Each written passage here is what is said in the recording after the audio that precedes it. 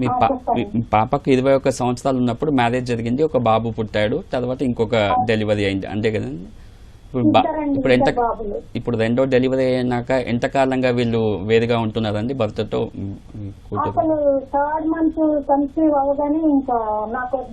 ఎన్ని నెలలైందమ్మా ఇప్పుడు విడిగా ఉండబట్టి? ఎన్ని నెలలైంది? సంవత్సరం, 18 నెలలు. మీ పాపకు ఒకవేళ కాపురం రావాలి, కలిసి కాపురం చేయాలనే ఉద్దేశం ఉంటే మీ భర్తకి రెస్టిట్యూషన్ ఆఫ్ కాంజుగల్ రైట్స్ అని సెక్షన్ 9 హిందూ వివాహ చట్టం ప్రకారం ఒక పిటిషన్ వేయొచ్చండి. మీరు ఒక కేసు పెట్టామన్నారు, అది ఎటువంటి కేసు ఏమైనా మీకు ఐడియా ఉందండి? ఏం కేసు వేశారనేది? ఒకవేళ కాపురానికి రావాల్సిందిగా భర్త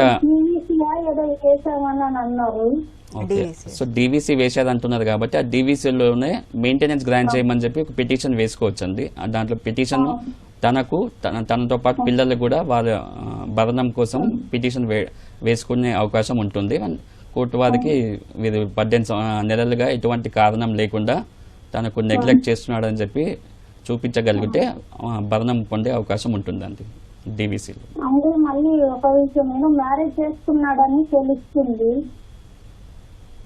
మ్యారేజ్ చేసుకుంటే మీరు తగిన ఆధారాలు ఉంటే ఆ పిటిషన్లో మీరు వేయొచ్చండి.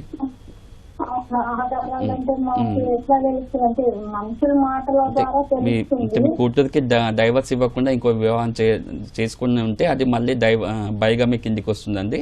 అది ఒక నేరం లాగా పరిగణించబడుతుంది.